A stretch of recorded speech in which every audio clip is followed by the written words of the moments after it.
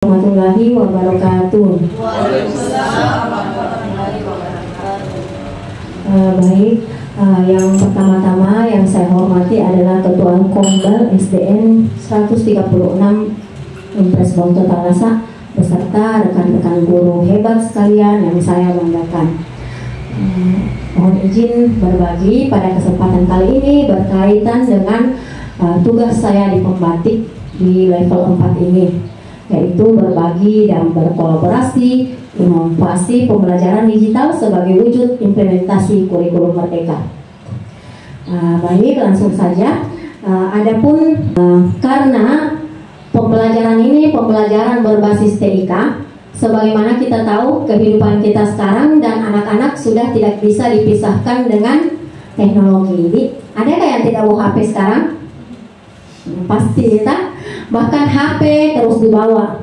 Malah biasa disimpan anak tak di rumah, tetapi HP tak pasti harus dibawa. Dan kalau dilupai pulang diambil ki, tapi kalau anak tak tidak sih. Jadi HP itu biasanya teman bilang lebih dekat dari orang yang terdekat, karena pasti selalu kita pegang dimanapun berada. Mengapa atas dasar inilah kenapa kita harus memanfaatkan teknologi? Karena baik, jadi ada baiknya jika teknologi ini kita manfaatkan, kita perintah-perintah sama dengan AI. Ada yang pakai AI untuk kemudahan pekerjaannya, kayak Gemini AI, ChatGPT. Kita lihat di layar, di sini ada dua gambar suasana kelas. Kira-kira kalau kita dikasih memilih, kita maunya gambar yang seperti apa yang terjadi di kelas kita? Yang kedua. Nah, karena yang kedua, kenapa? Ya karena siswanya aktif dibanding yang pertama. Nah, setiap guru pasti menginginkan seperti gambar yang kedua, yaitu pembelajaran terjadi aktif, muridnya pun termotivasi.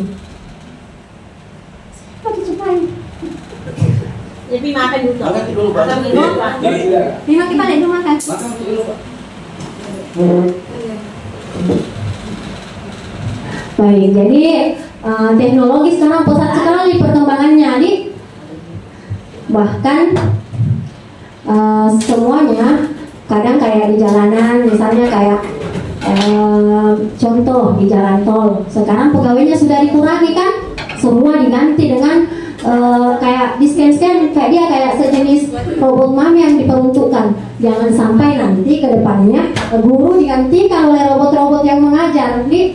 Tapi selama guru memanfaatkan teknologi, dan sebenarnya guru memang tidak bisa tergantikan oleh teknologi, tetapi teknologi yang dimanfaatkan untuk membantu proses pembelajaran kita. Jadi adapun latar belakang dari praktik baik yang saya lakukan di sekolah ini adalah karena implementasi kurikulum merdeka menekankan pembelajaran yang sesuai minat dan bakat siswa. Kemudian latar belakang saya melaksanakan praktik baik ini yaitu pesatnya perkembangan teknologi sehingga memudahkan akses di kalangan siswa. Yang ketiga yaitu beragamnya kebutuhan belajar peserta didik.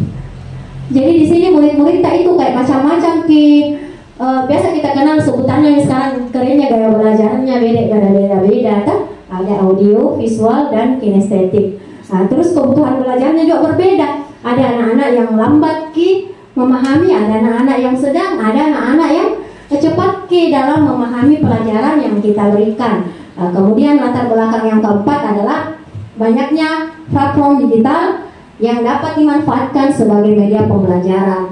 Saya kira di sini kan guru-gurunya masih muda-muda, pasti banyak nih kayak aplikasi-aplikasi yang kita gunakan tuh untuk membantu proses pembelajaran kita. Baik, situasi yang terjadi di sekolah saya yang menjadi masalah pada saat saya akan melakukan praktik baik adalah yang pertama karena murid kurang aktif dan cepat bosan dalam pembelajaran meskipun materi yang disampaikan sudah sesuai dengan kurikulum merdeka. Kemudian yang seperti di latar belakang tadi bahwa beragamnya kebutuhan belajar peserta didik. Dan yang ketiga ya ini sama aja. Yang ketiga sebenarnya di sini banyaknya gaya belajar yang berbeda-beda di dalam setiap kelas. Baik, adapun solusi yang saya ambil untuk mengatasi masalah atau situasi yang terjadi di sekolah saya, yaitu implementasi pembelajaran berdiferensiasi berbasis TIK dengan menggunakan media video pembelajaran yang menarik.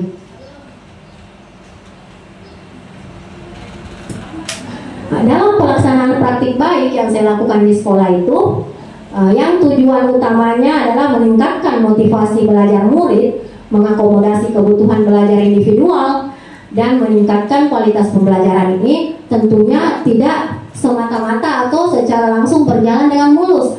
Pasti dalam melaksanakan setiap pembelajaran kita akan dihadapkan dengan berbagai tantangan. Sama juga kalau kita melaksanakan pembelajaran konvensional.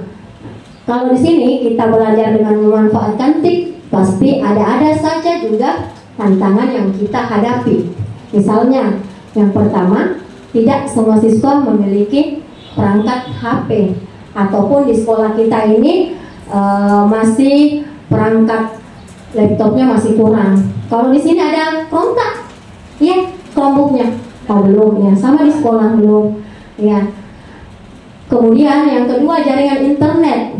Terkadang walaupun sekolah kita terletak di kota, kadang ada saja jaringan internet itu tidak bisa connect pada saat kita akan menggunakannya di dalam proses pembelajaran. Jadi setelah mengidentifikasi situasi dan menentukan solusi apa kira-kira yang saya ambil berikutnya untuk mengatasi masalah yang terjadi di kelas saya agar murid aktif dalam pembelajaran, yaitu dengan melakukan action atau aksi. Yang pertama di bagian perencanaan, yaitu tentunya yang awal kalau kita belajar itu membuat kayak apa. Kalau misalnya mau belajar atau biasa di awal semester kita buat apa dulu? Ya, asesmen diagnostik yang sekarang dikenal dengan nama tes awal. Nah, di sini karena berbasis TIK, berarti saya menggunakan salah satu aplikasi digital. Di sini aplikasi Quizzes yang saya gunakan. Ada yang sudah pakai Quizzes?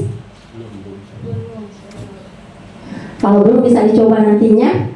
Di sini saya menggunakan tes awal dengan menggunakan atau memanfaatkan aplikasi Quizzes.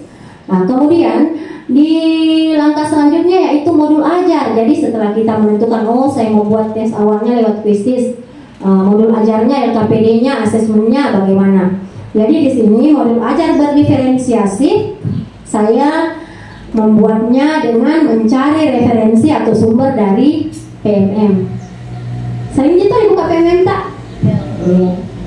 Kemudian langkah yang ketiga yaitu mempersiapkan media pembelajaran. Jadi ini media yang saya gunakan dalam praktik baik yang saya lakukan di sekolah, yaitu video pembelajaran. Tapi saya jelaskan sedikit di PMM.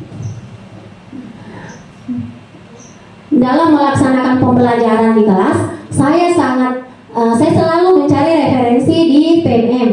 Jadi usahakan atau Bapak Ibu manfaatkan PMM-nya sebaik mungkin. Walaupun ada isu-isu bahwa PMM kedepannya akan dihapus, tapi kan sekarang masih ada. Jadi kesempatan untuk memanfaatkan, mencari referensi, mencari sumber-sumber di PMM. Jadi di sini pada saat saya membuat modul ajar, di sini Kak cari sumbernya di bagian perangkat ajar, ya. Di sini kita sisa cari fase apa kemudian pilih mata pelajaran, cari nih materi spesifik apa yang kita mau.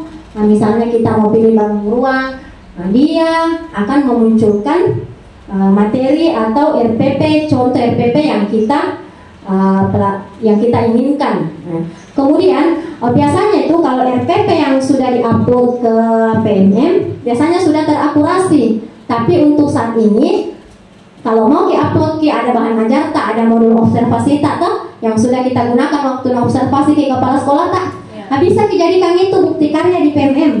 Jadi daripada tinggal di laptop tidak ada lijaki, jadi kan di sini masukkan ke sini ke bukti karya. Jadi di sini karya saya, tak? Nah di sini misalnya contohnya ini saya sudah mengirim beberapa karya itu. Masukkan ke sini RPP modul ajar. Tahu modul tak kan biasanya itu kalau observasi ki modul ajar tak pasti bagus ki. Tak diusahakan sebagus mungkin karena mau dinilai. Nah kan ini modul ajar yang saya sentuh ini kan? Apa kan? Oh, nah ini tak? Nah, ini modul ajarku yang sudah observasi kepala sekolah, komploknya masuk di PMM di bagian bukti karya saya, supaya ada juga isinya PMM tak. Kemudian selain di bukti karya tak sendiri, bukti karyanya orang banyak sekali di dalamnya. Misalnya mau lihat media apa yang aku pakai deh. Kalau mau ke observasi, mau ke yang lain daripada yang lain, bisa dicari di sini di bukti karya atau di ide, di bagian ide praktik. Di sini juga ada. Di sini juga ada. Di sini kalau mau pelatihan, ini nih kita kerjakan. Jadi saya sarankan untuk rekan-rekan guru sekalian lebih memanfaatkan PMM-nya. Jadi alasan saya memilih media video pembelajaran ini yang pertama karena video itu ada gambarnya, suaranya, ada juga animasinya. Jadi bisa dikasih kayak kartun-kartun bergerak di dalamnya. Kemudian fasilitasi juga siswa untuk melihat benda yang dalam bentuk besar, misalnya kayak mau melihat kayak pegunungan atau laut, pantai. Biar tidak dibawa ke anak tak melihat langsung, bisa kita tampilkan lewat video pembelajaran. Jadi dimasukkan di gambar-gambar yang itu ke video pembelajaran yang kita buat. Kemudian yang ketiga, video pembelajaran itu walaupun misalnya jaringan internet tidak ada nih, tetapi bisa diputarkan siswa tak lewat laptop. Nah misalnya video dari YouTube kita unduh, bisa nih jadi media pembelajaran walaupun tidak terhubung ke jaringan internet. Nah ini video pembelajaran yang saya buat lewat Canva jiku buat. Biasanya kita sering Canva karena rata-rata guru pasti bisa menggunakan Canva karena Canva tidak terlalu rumit kalau penggunaannya Canva. Dari pemula sampai profesional bisa semua menggunakan karena disiapkan dengan tampilan-tampilan yang menarik. Kayak ini presentasi ini sekarang saya buat dari atau lewat Canva ya.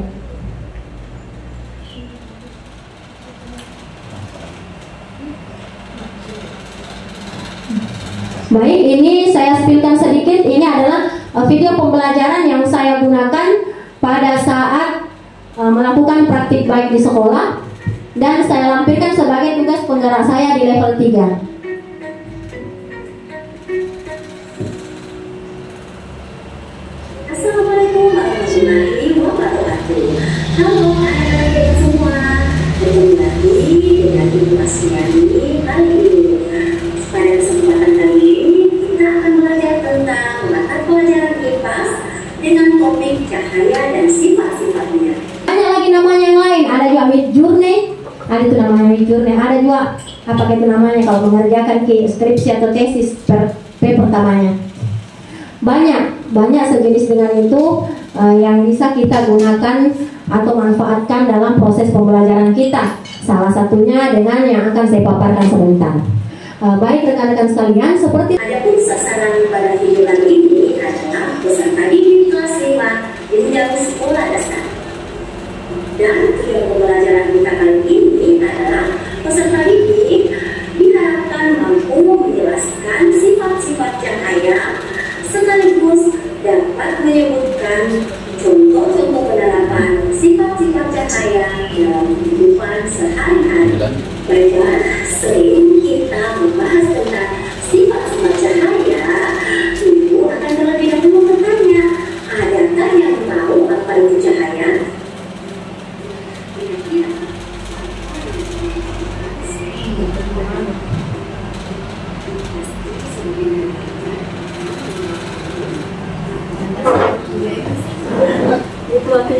kan udah tidak perhatikan gambar videonya, nonton itu tak kirim itu gas.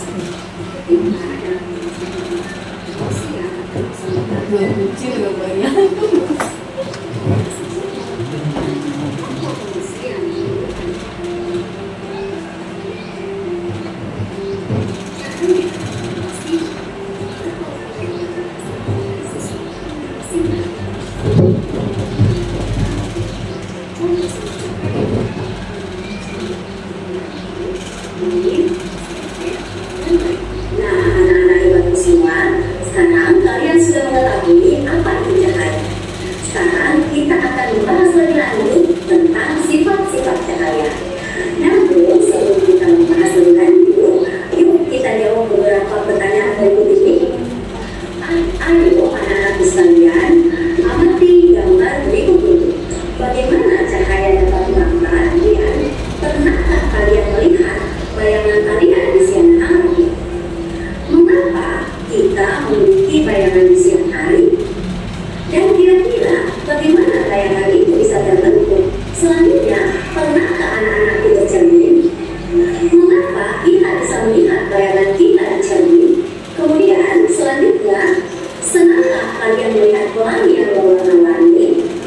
Kira-kira bagaimana ya pelangi itu bisa terbentuk? Mari anak-anak sekalian kita cari tahu jawabannya dengan mempelajari sifat-sifat cahaya. Sifat yang pertama adalah cahaya matahari. Di celah-celah pohon itu sedang cahaya matahari dengan sifat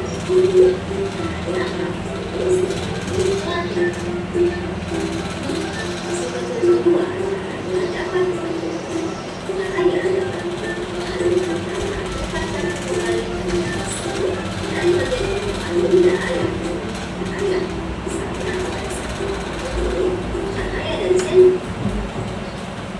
Baik, jadi itulah contoh video pembelajaran yang saya buat untuk saya jadikan media pembelajaran pada saat saya melakukan praktik baik di sekolah saya. Baik, adapun pembelajaran berdiferensiasi itu, saya kira Bapak Ibu guru sekalian sudah mengetahui apa sih pembelajaran berdiferensiasi itu. Jadi pembelajaran berdiferensiasi itu adalah pembelajaran yang menyesuaikan dan memenuhi kebutuhan setiap individu siswa. Jadi setiap anak itu diberi perlakuan yang berbeda sesuai dengan tingkat kemampuan, gaya belajarnya, serta tingkat pemahamannya. Baik, adapun pelaksanaan dari pembelajaran berbisik ini adalah pembelajaran dimulai dengan melakukan tes awal yang sudah kita buat tadi. Kemudian yang selalu kita lakukan adalah pembuatan kesepakatan belajar. Jadi beda kesepakatan kelas, beda kesepakatan belajar. Kalau kesepakatan belajar bisa setiap hari kita buat, bisa juga tidak. Jadi kasih tahu saja Mulita, ingat kesepakatan kita kemarin masih sama dengan hari ini atau mau kita ganti. Jadi yang ketiga yaitu setelah dibuat seperti itu, dan di sini saya memberikan penjelasan sedikit, melakukan persepsi, kemudian masuk di pemberian media pembelajaran yaitu berupa video pembelajaran kepada murid-murid saya. Kemudian setelah itu mereka menonton video mereka, saya bagi ke dalam kelompok-kelompok berdasarkan tingkat kemampuan mereka.